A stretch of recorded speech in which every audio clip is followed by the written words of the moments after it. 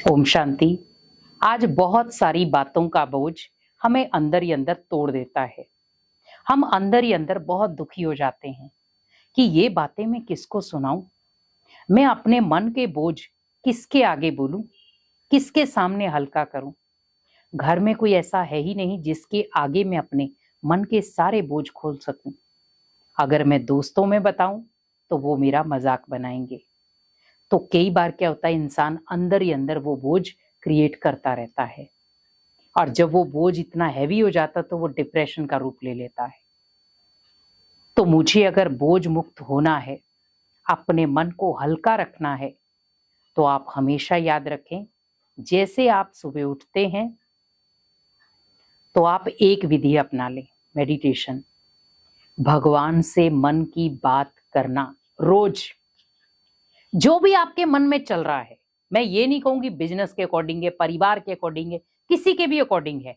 आपके मन में जो भी विचार चल रहे हैं, जो आपको बोझ में डाल रहे हैं, आपको जीने नहीं दे रहे हैं, आपकी खुशियों को भंग कर रहे हैं, आपके जीवन में बार बार दुख संकट ला रहे हैं, वो सारे बोझ सारे दुख आप भगवान को दे दें, क्योंकि वो लेने आया है।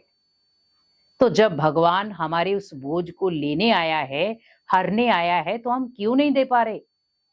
जब भगवान बड़े प्यार से हमें कह रहा है, बच्चे मुझे सारे बोझ सौंप दे, लेकिन हमारे अंदर इतनी गंदी आदत बन चुकी है कि हम बार बार वो स्ट्रेस लेते जाते। आप सोचो, दिनचर्या में अगर आपने 4 लोगों की बातें भी सुन ली जो आपको पसंद नहीं थी, आपकी खुशी गायब। और जब खुशी गायब, तो आप कोई भी कार्य कर रहे हैं वो आपको बोझ वाला ही लगेगा, आप खुशी से नहीं कर पाएंगे उसको। और कहीं ना कहीं मन जो है वो एक नकारात्मक दिशा पकड़ लेगा। आप खुद के प्रति बहुत नेगेटिव हो जाएंगे और आपके सामने जितने भी लोग आएंगे आपको लगेगा ये भी सब नेगेटिव हैं, क्योंकि आपका उस समय माइंडसेट जो है बिल्कुल नकारात्मक दिशा में जा रहा है।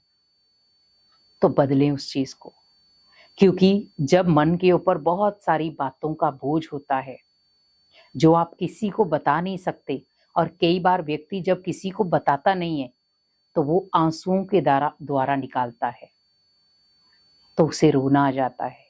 रोना कोई कमजोरी नहीं है, लेकिन एक होता परमात्मा के प्यार में आंसू बहाना, एक है दुख में आंसू बहाना।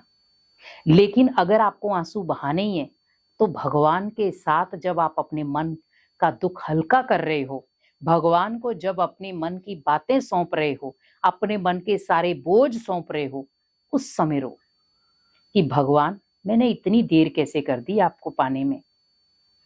आप मेरे हमेशा साथ खड़े थे, पर मैंने आपको पहचानने में क्यों गलती कर दी। जब आप मुझे कह रहे थे बच्चे सारे बोझ मुझे दे दे, लेकिन फिर भी मैं बोझ लेके क्यों घूम रहा था। उन बातों को याद करो, क्योंकि भगवान मुझ आत्मा का पिता है। जब वो कह रहा है बच्चे खुद को हल्का रख, दुखों से दूर रख, मुझे अपना बनाकर तो देख, अपने बोझ देकर के तो देख। भगवान हमारे हर दुख सुख में हमारे साथ है, हर बोझ हरने आया है, तो क्यों हम नहीं दे पा रहे। आज इंसान को बोझ बहुत अच्छा लगता है, कितनी बातें अंदर स्टोर कर लेता है और फिर अंदर ही अंदर घुटता रहता है। कई बार आपने देखा होगा, व्यक्ति जब अंदर ही अंदर तनाव में जाता रहता है, वो अकेलेपन का शिकार हो जाता है। उसे किसी से बातचीत करने का दिल नहीं करता, और ना तो वो भगवान से बातचीत कर पाता है। तो आप अपनी लय को चेंज करें। सुबह उठें, रात को सोने से पहले भी 5-10 मिनट भगवान से मन की बात करें। जो भी आपको लग रहा है बात हैवी है, किसी के प्रति भी आप किसी को बताना नहीं चाहते, क्योंकि लोग आज उसी चीज का कई बार मजाक बना देते हैं। तो नहीं, अगर आप बताना चाहते तो आप भगवान को बता दो। भगवान को बता करके अपने माइंड को बिल्कुल हल्का कर दो। अगर कुछ बातें और बची हैं या आपको दिनचर्या में उसी फील्ड में दोबारा उतरना है, तो आप फिर से भगवान से वो शक्तियां लो कि आज मुझे उसी फील्ड पे दोबारा उतरना है, पर मैं आज वहां पर बोझ नहीं लूंगा किसी का। जितना होगा मैं हल्का रहूंगा। आप मेरे साथ चलोगे, मेरे साथ रहोगे, और अगर मुझे लगेगा कोई बातों का बोझ मेरे ऊपर आ रहा है, तो मैं वहीं आपको दे दूंगा, खत्म।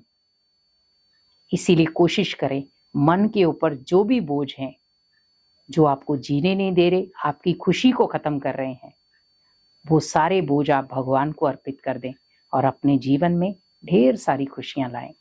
क्योंकि भगवान हमारे बोझ हरने आया है, तो क्यों ना वो सारे बोझ उसे सौंप दिए जाएं और खुद अपने जीवन में खुशियां ला सकें। ओम शांति।